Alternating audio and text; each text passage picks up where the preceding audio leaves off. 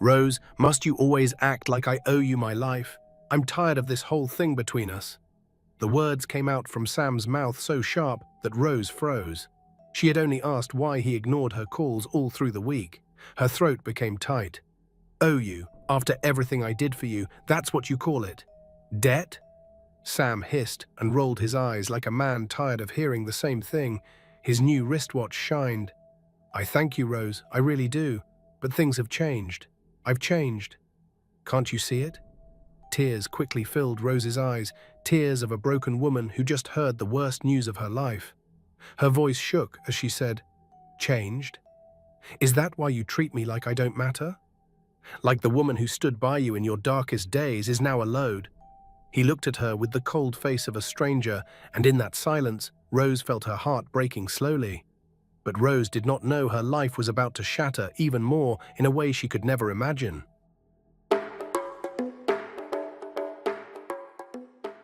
This is not only the story of a man's betrayal, it is the story of a woman who gave everything for love, only to be thrown away like trash. It is a story of heartbreak, shame, and pain so deep it can crush the soul. Yet inside that pain, there were more. A stranger, a secret, and a destiny that would change her shame to honor. Follow this story till the end, because betrayal may laugh for a short time, but destiny always laughs last. Sam and Rose were two lover birds, but once their story was different. Rose was no stranger to suffering. The first daughter of a poor widow in Enugu, she had carried responsibility since childhood, helping her mother sell fruits in the market.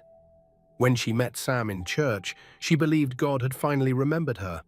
He was just a junior clerk, wearing faded shirts and rough shoes, but his words were full of dreams. "Rose," he said, holding her hands like a promise, "I won't remain like this forever. I'll rise, and when I rise, you'll be beside me as my wife." Those words became Rose's hope. She sacrificed without end. She sold her mother's wrapper to pay his exam fees. She cooked for him with her last money. She borrowed from friends to pay for his forms. She even refused her aunt's offer to sponsor her tailoring training, saying, "If Sam makes it, we both make it." Her friends laughed at her.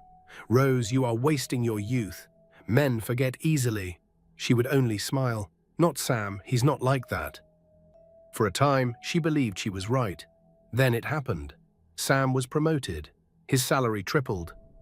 He moved into a finer apartment, started wearing neat shirts and perfumes Rose had never seen before. To her, it was their answered prayer. She began secretly saving for their wedding, dreaming of children running around a small house full of laughter. But soon, cracks started to show. Sam started changing. When she called, he replied hours later with excuses. When she visited, he looked restless, like she was disturbing him. When she mentioned marriage, he brushed her aside. "Let's not rush, Rose. There's time."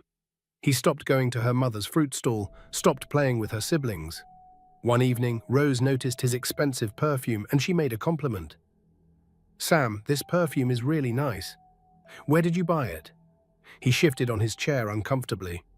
"A colleague gave it to me." Then he changed the topic. Rose's chest tightened, but she forced herself to believe him. Still, something didn't feel right. One Saturday, Sam told her he would be busy at work. Worried, Rose decided to surprise him. She cooked his favorite food and cleaned his apartment. While arranging his wardrobe, her hand touched an envelope hidden inside old files. Out of curiosity, she opened it. Inside was a glossy photograph.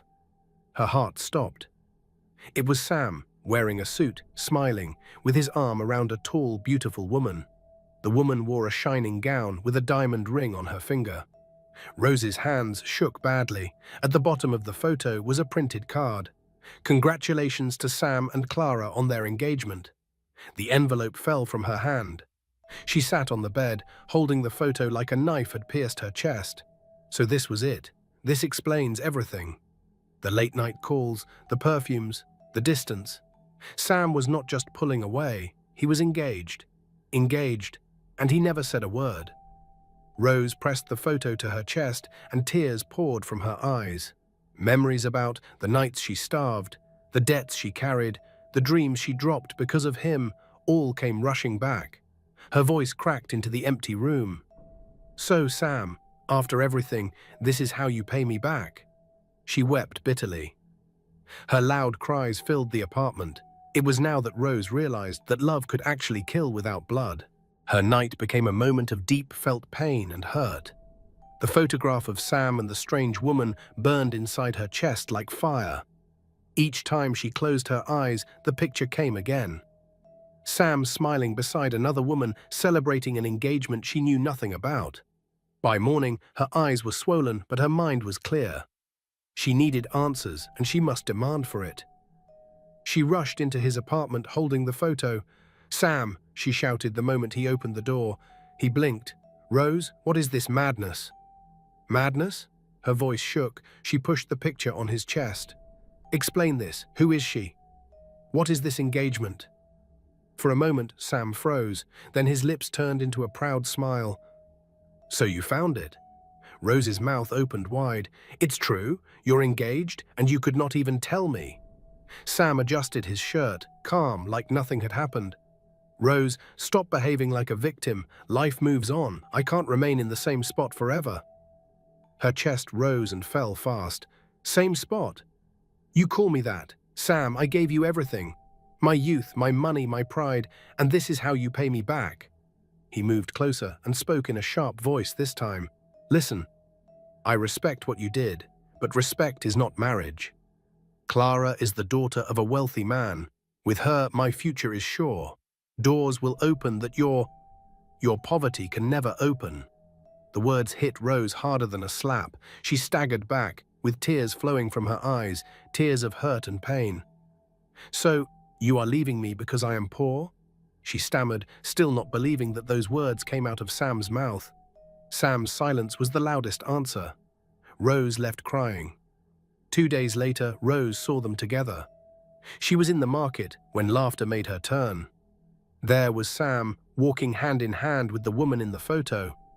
Clara was tall, fine, and dressed in wealth. She held Sam like he belonged to her. Their eyes met.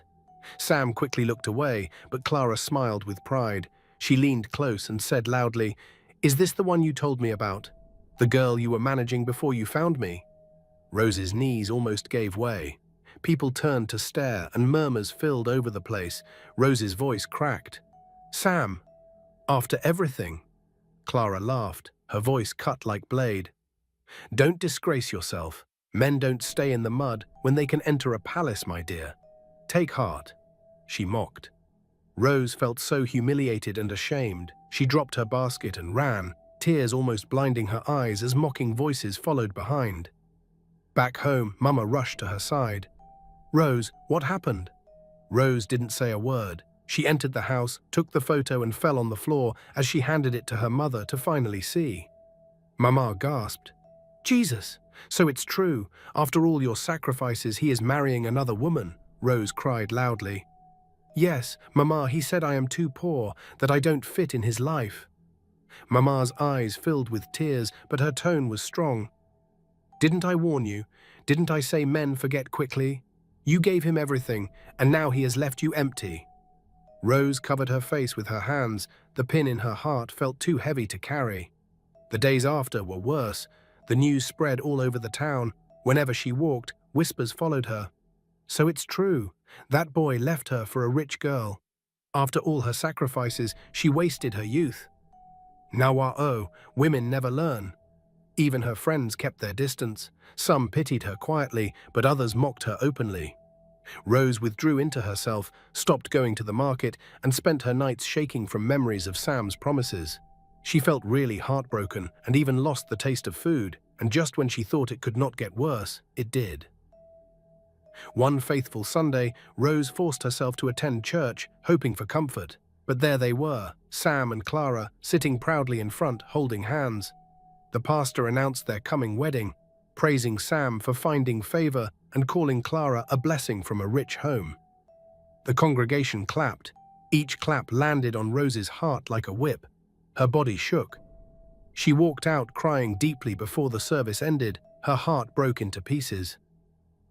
That night, as sleep seemed to escape her, Rose whispered into the dark, "God, why? Why did you allow me to waste my years on a man who would throw me away like dirt?"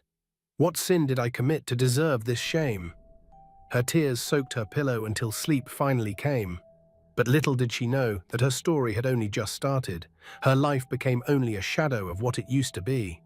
The days after Sam's betrayal moved slowly. The girl who once walked with her head high now moved like a ghost, fixing her eyes always on the ground to avoid people's whispers. But the whispers kept coming. People murmured. So her lovebird later left her even after she wasted all her youth on him. Rose acted like she didn't hear, but their words shattered her even more. At home, Mama's voice carried pity mixed with anger. "Didn't I warn you? You put your whole life into one man. Now see where you are." "Mama, please," Rose begged with tears in her eyes. "Don't remind me. My heart is already bleeding." Meanwhile, Sam was busy showing off his new life. He and Clara walked around town like king and queen, entering every place in matching clothes and laughing loudly at gatherings. Every time Rose saw them, it felt like another knife inside her chest. But the worst pain came one evening. Rose was coming back from where she went to deliver some foodstuff to a customer when a fine car stopped beside her. The tinted glass rolled down and Sam's voice called, "Rose." She stopped, shocked. Her stomach turned. "What do you want?" she asked. He smiled. "You're still beautiful, still the Rose I knew." She gave him a hard look. "Beautiful? After you disgraced me in front of everybody?" Sam leaned closer. "Listen, Rose. You and I know what we had was real. Clara is my career, my future. But that doesn't mean I still don't want you." Rose's blood boiled. "What rubbish are you saying?"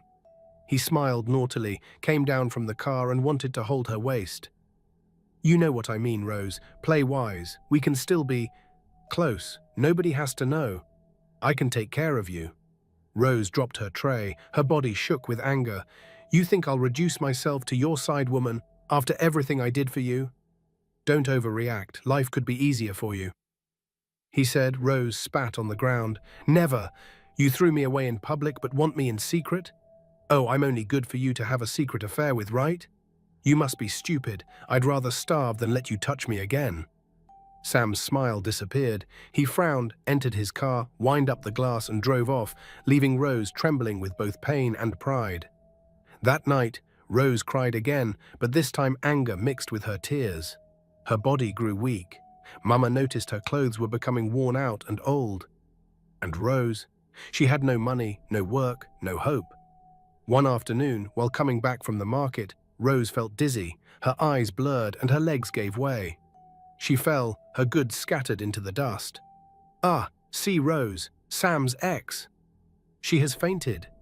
"Who will help her?" people murmured. Nobody came forward. Some laughed, some just shook their heads. Then, like a miracle, someone lifted her gently. She opened her eyes and saw a man's face, tall, kind-eyed, dressed simple. He carried her like she was light as paper. "Where is her house?" he asked. Nobody answered, but Rose whispered weakly, "The small house. By the junction." He nodded, packed her scattered goods, and carried her straight home. Mama rushed out, panicking as she saw her. "What happened?" she shouted. "She fainted," the man explained, placing her on a bench. He gave Mama the goods. "She needs food and rest." "Thank you," Mama said, surprised. "But who are you?" The man smiled. "Just someone who doesn't like to see a woman suffer alone." Then he turned to go. Rose tried to call him back, but her voice was too weak. Days later, she saw him again. At the well, he greeted her kindly. "How are you feeling now?" Rose looked at him well. His clothes were plain, but there was something about him. He was bold, like he knew more than he showed. "I'm fine," she said softly. "Thank you for helping me." "No thanks needed," he replied. "Sometimes all of us need someone to stand for us." He smiled. "I'm Terry." "Rose," she answered, though it seemed like he already knew. From then, their paths crossed often. He carried her heavy loads, paid her transport when she didn't have enough, even bought Mama's fruits without pricing. But what touched Rose most was his eyes. Unlike others, he never looked at her with pity or insult. He looked at her like she was still worth something. Yet Rose's heart remained careful. But for the first time in weeks, her tears reduced. In the middle of her pain, a small light of hope entered her life, in the form of a stranger whose kindness felt too deep to be ordinary. What Rose did not know was that this stranger carried secrets that would one day shake her life more than Sam's betrayal ever did. For weeks, Rose tried to gather herself back piece by piece. Life was still tough, money was small, shame was heavy. But Terry's quiet presence gave her strength. He never forced himself. Sometimes he sat with her at Mama's stall, joking until she laughed without meaning to. Other times, his words entered deep into her pain. "Rose," he said one evening, "your value is not by how one man treated you. His betrayal does not define you." Rose held back tears. Everybody else saw her as Sam's ex, but Terry saw a woman who still had worth. But Sam was not done disturbing her. One afternoon, he blocked her way again. "Rose," he said softly, "you're still the most attractive woman I've known, and I can't seem to get you off my mind." She looked at him sharply. "Leave my way, Sam," she shouted. He smiled. "Stop pretending.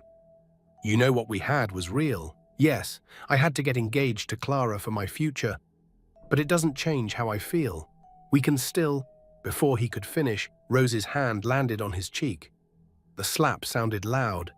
"You devil," she barked, tears burning her eyes. "You destroyed my life and still want me to give you my body. God will judge you." His face turned hard. "You'll regret this," he spat, then drove away angrily. That same week, Clara came herself. Rose was arranging fruits when a fine car stopped. Clara came out, dressed in luxury. She looked at Rose from head to toe. "So you're still chasing my man?" she said loudly, making people stare. Rose's hands shook. "I don't know what you're saying," she responded. "Don't act innocent. Sam told me you've been trying to get him back. But let me warn you, stay away from my man. He belongs to me." Rose's breathing became heavy. "I don't want your Sam. Take him and his lies," she managed to say with every courage inside of her. Clara came closer. "Good, because if I see you near him again, I will destroy you. My father's power reaches everywhere." She entered her car and drove off, leaving Rose trembling. Mama rushed to her. "Rose, are you still seeing that useless boy?" she asked. "No, never again, Mama," Rose answers. "Good, then don't mind that girl. God will fight for you," Mama said, but Rose asked herself how long she could continue suffering. That evening, Terry came with a small pack of small chops. "You look worried," he said. Rose sighed. "It's nothing." "It's not nothing." "What did she say?" Rose frowned. "How do you know?" she asked, surprised. Terry let out a faint smile. "Let's just say I know the kind of person Clara is. Her pride is bigger than her value." Rose became suspicious. "Who are you really, Terry?" she asked. "Sometimes you talk like you know things you shouldn't." "Why are you helping me?" Terry stared into her eyes. "Because I see your pain, and because I know pain myself." He pressed the chops into her hands. "Eat tonight. Don't let their wickedness starve both your body and your heart." Then he walked away, leaving Rose with more questions. Weeks passed, and gossip spread everywhere. Some said Rose was still seeing Sam. Others said Terry was her new lover. One evening, she overheard some women talking. Rose is shameless. First she wasted her life on Sam, now she's with that poor wanderer. He too will leave her." Rose bit her lip hard. She felt like only she could retaliate, but what was the use? People had already written her story in the sand. That night she cried before Terry. She didn't want to tell him why, but Terry already knew. He just said, "You'll be fine, dear. Sometimes life happens, but those who laugh last, laugh best."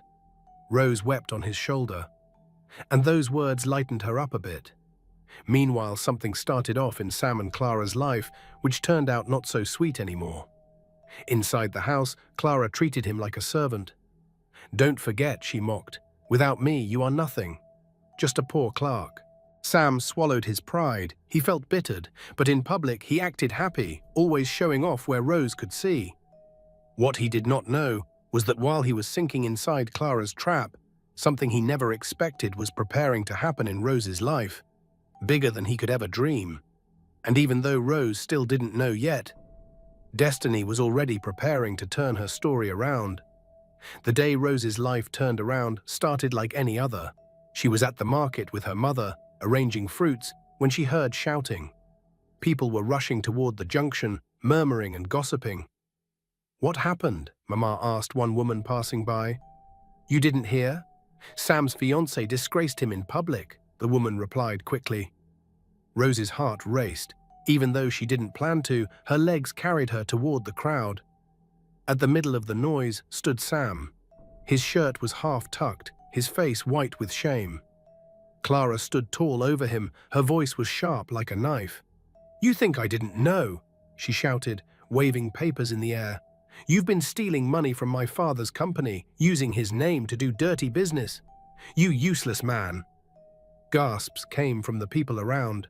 Sam stammered, "Clara, please, it's not like that." "Shut up," she snapped. "I should have listened when they told me you were nothing but a gold digger. You think you can use me?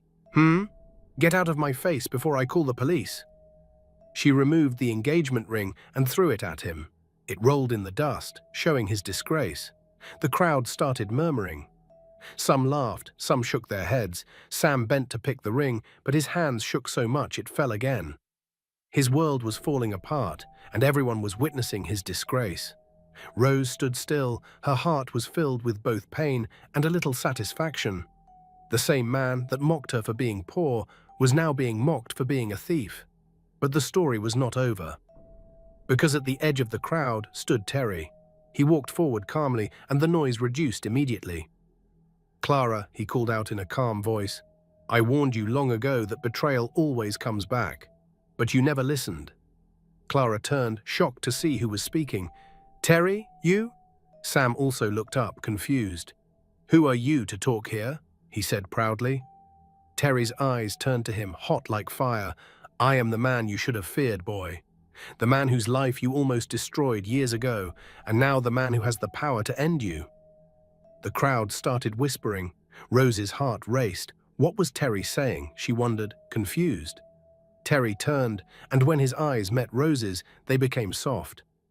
"But life is strange," he continued. "Because in your wickedness, Sam, you threw away a diamond while chasing stones, and in her pain, Rose met me." The people murmured even louder this time, confused at what he was saying. Then, as if planned, big flashy cars drove in. Men in suits came out, stepped out bowing slightly to Terry. The crowd murmured in surprise. "Who is this man?" But then it was as though some person's eyes opened and they finally recognized him. "Wait, is that not Honorable Owen's son? The billionaire that owns half of this city? Oh goodness, so this simple man was him all this while." Rose's knees felt weak. She looked at Terry and her lips shook as she spoke. "Terry, is this true?" He smiled gently. "Yes, Rose. My real name is Terry Owen. I come from wealth, far more than Sam or Clara can ever dream of. But after my own heartbreak from this same Clara here, I chose to live simply, to see people for who they are, not what they have."